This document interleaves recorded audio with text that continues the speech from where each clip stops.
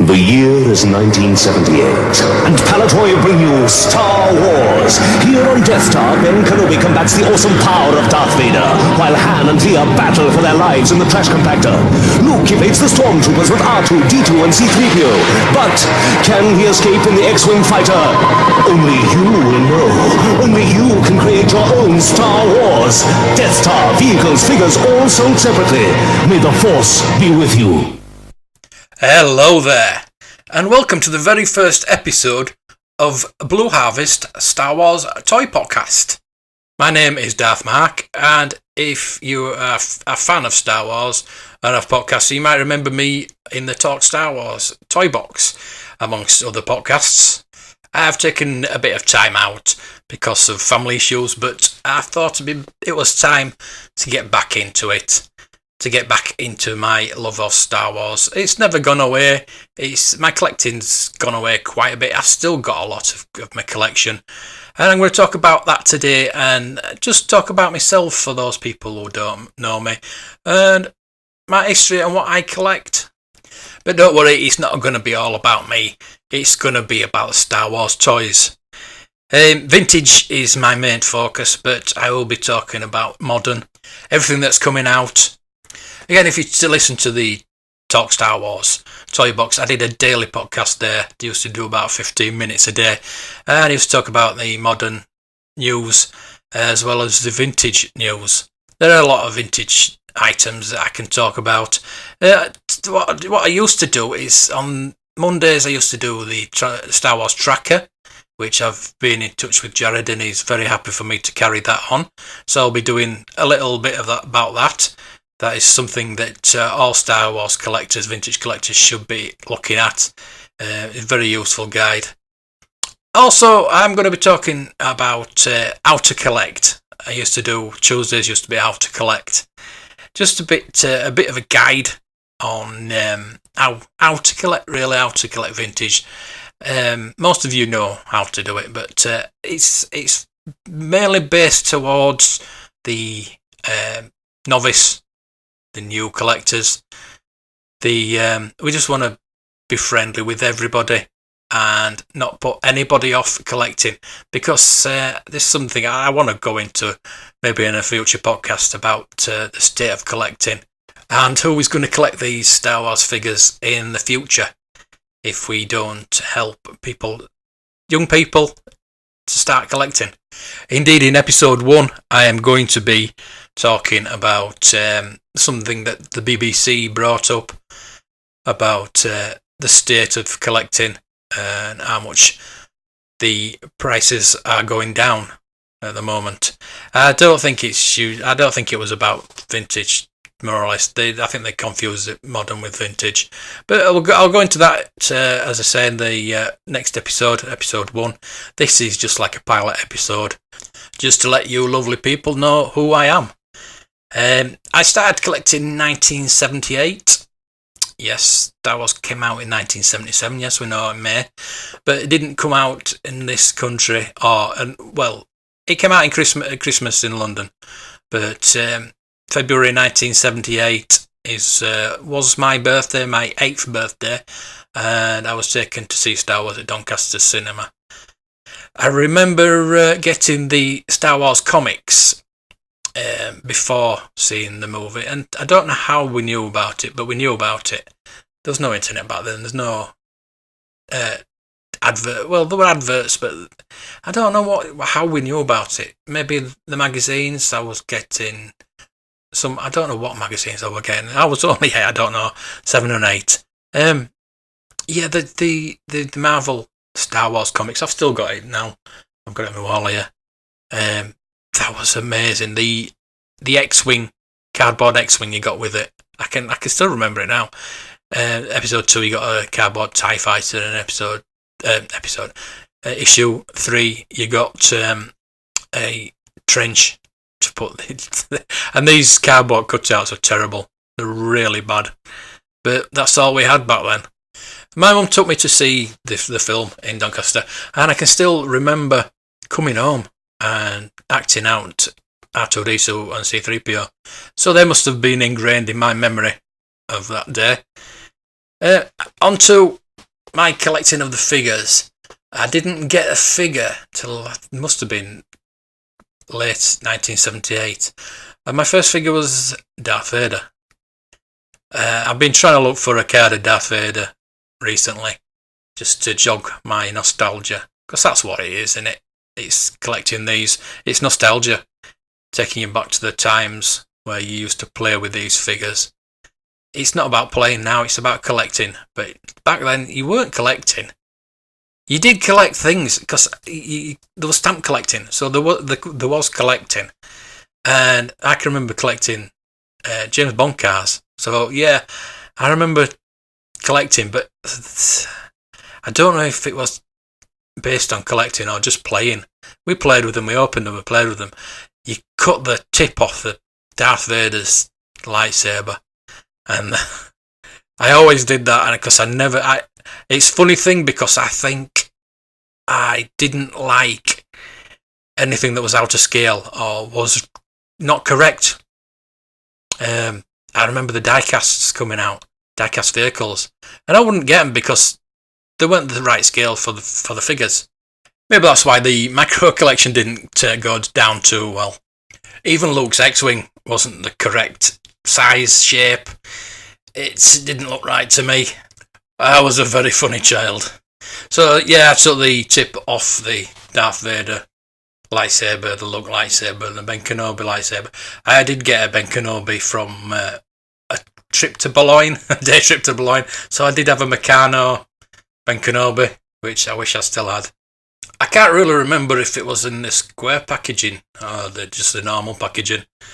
I couldn't tell you. I don't think it doesn't jog my memory that it was a square card. I think it was just a normal card.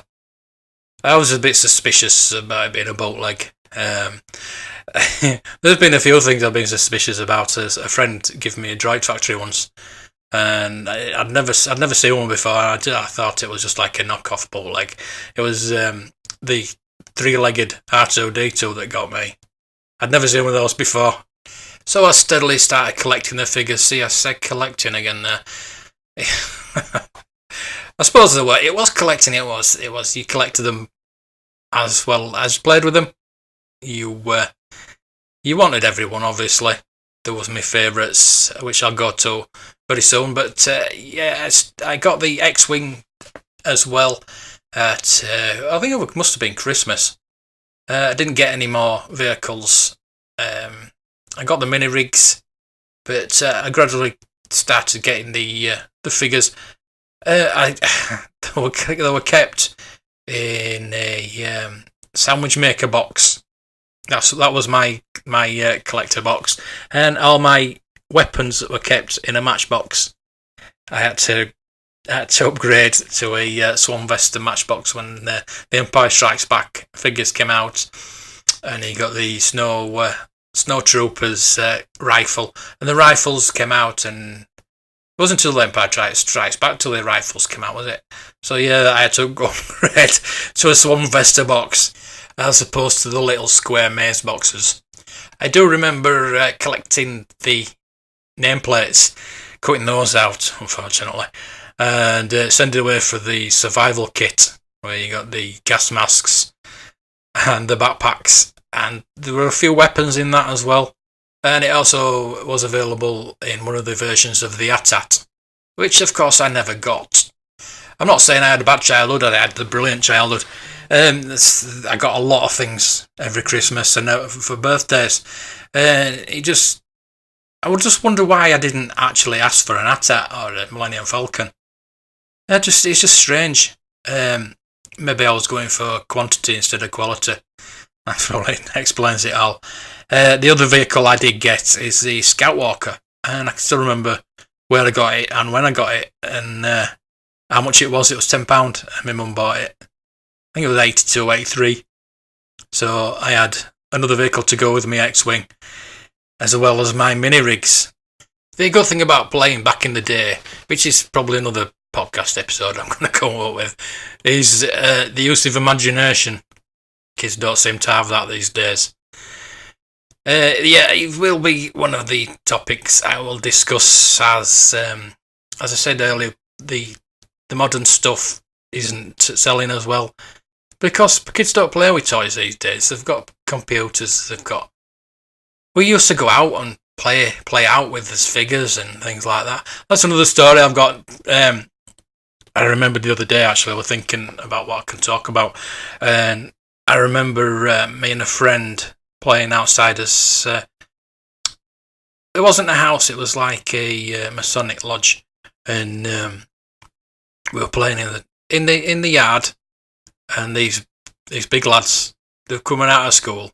I can't remember how old I was. I was obviously a lot younger than these lads. And I know they stole a few figures. And I was gutted. My mother doesn't even know to this day. I didn't tell anybody. Me and my friend just kept it quiet because we didn't want the stigma of being bullied. Really, it was kind of bullying, and I think that led to me stopping collecting. I lost some.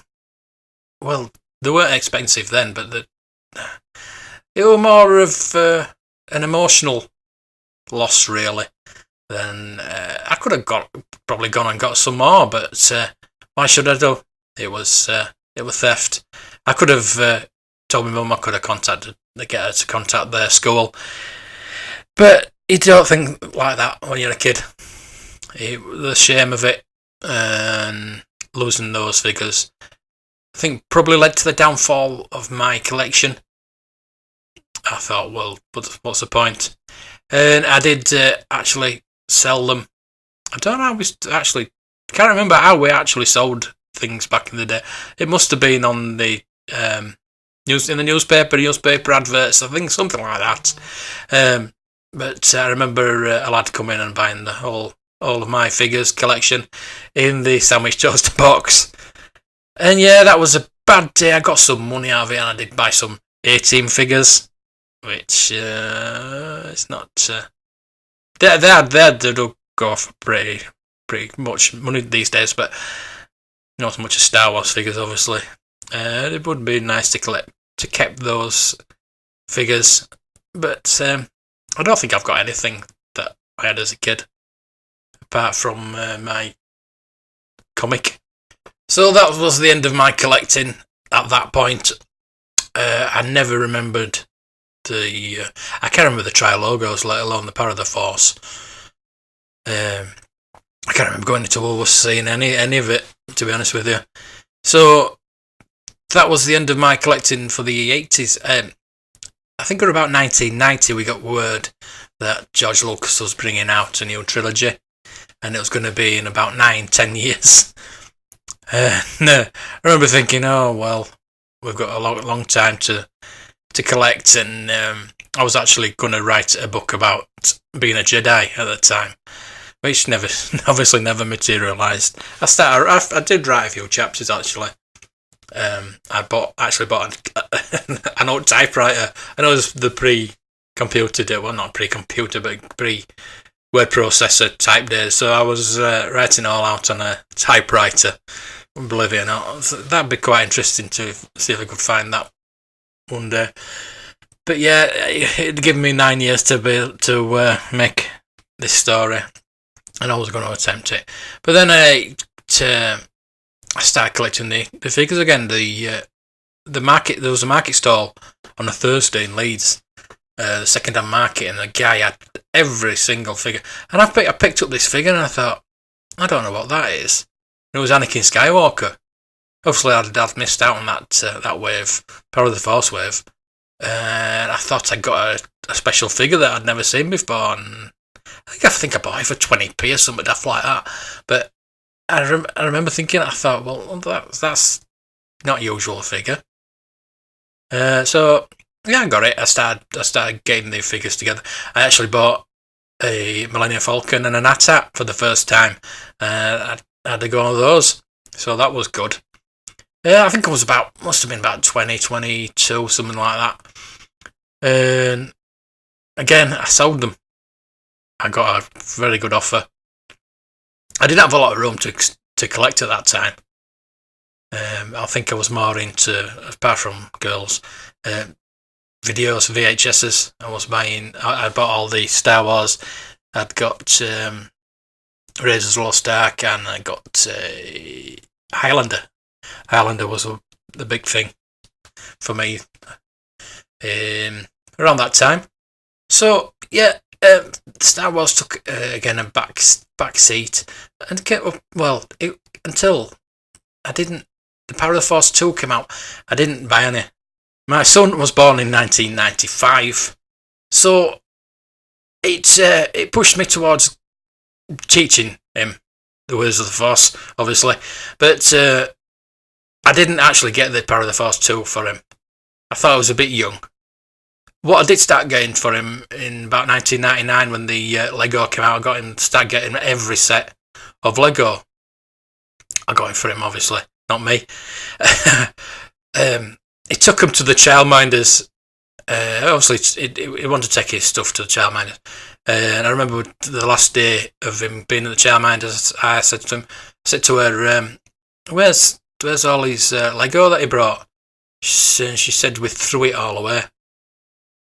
I couldn't believe it. I'd got him nearly every single Lego thing that he could possibly think of. The X-Wing, I think it was £25 at the time. All of it, all gone. So I was gutted. He did start wanting the episode 1 figures, and we got him most of them. He liked the little chip reader and doing the little voices. Yeah, he liked that, and so he was a big Star Wars fan, obviously. So I collected through him.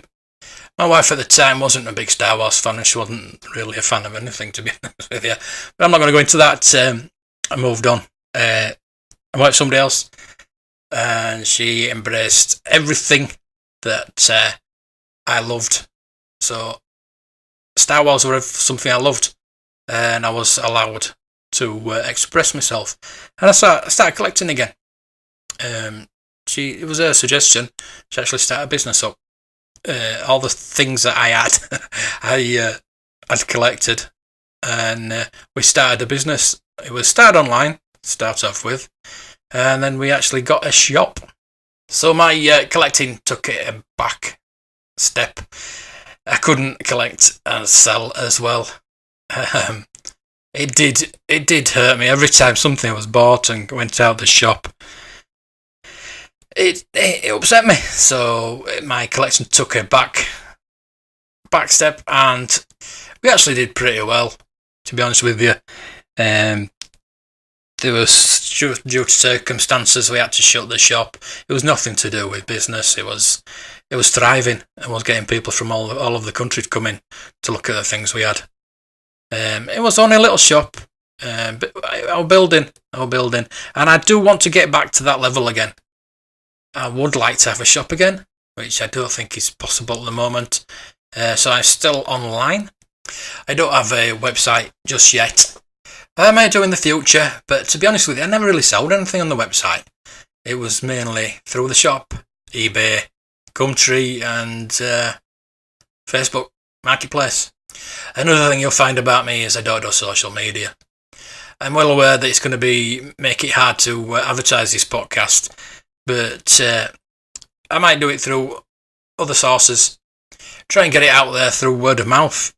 Vintage Rebellion have done pretty well up till now without using a lot of social media. I know they use Twitter and Facebook, but I don't really want to go down. I don't want to do social media. If you want to get in touch with me or see if there's anything you would like to buy, you can search on eBay for Blue Harvest Vintage, or you can email me blueharvestvintagetoys@gmail.com. I'll put it all in the show notes and put links in there so you can contact me through that. So to bring you up to date and to what I've actually got now, I've got Black Series. I collect Black Series. I do get them signed by the actors as much as I can.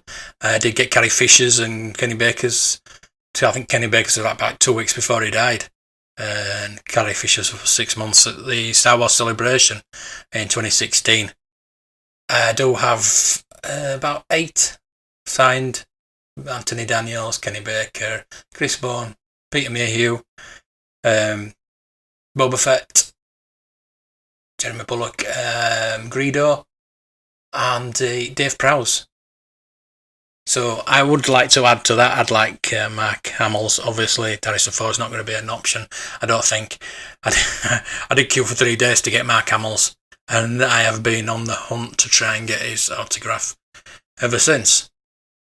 I've got I've recently bought Hot Toys, Princess Leia. I'm a big Princess Leia, especially Slave Leia. I'm about to get a Slave Leia tattoo. I've got a Darth Vader tattoo on one arm. I'm going to get the Slave Leia on another, and I'm going to try and get the signature from Carrie Fisher under that too, because it says "Love to Mark, Carrie Fisher." So that would be really awesome. I'll let you know about that if it comes to pass. If I don't chicken out. So yeah, I've got a life-size Darth Vader standing next to me right now in my living room. That's where I'm podcasting from, in my living room. It's very quiet, so I used to have a studio, and but it's just so quiet around where I live, so it's brilliant. Probably somebody will shout out back and no. So yeah, I've got the Black Series. I've got I am going to start buying vintage again. I did have a full run of loose vintage, which I sold last year, unfortunately. But I will try and get them all again. I've started. I'm trying to get the first 12 to start with. My favourite character favourite figure is Bespin Luke, and that's simply because it was the first figure where you got a lightsaber and a gun. You got more than one accessory with it, and his lightsaber actually went into his hand apart from coming out of his hand, which was terrible. Whoever thought that was shouting, but yeah, the loose lightsaber was brilliant, and they should have redone the Darth Vader with a loose lightsaber. But that's again for another day in the figures that should have been made. I also built the studio model of the Millennium Falcon, and I've just I've sprayed it all and coloured it all, and it's all almost sorted with the weathering and everything like that. And I'm actually building a display table to go around it with some TIE fighters behind it, some asteroids. So I'm in the process of doing that.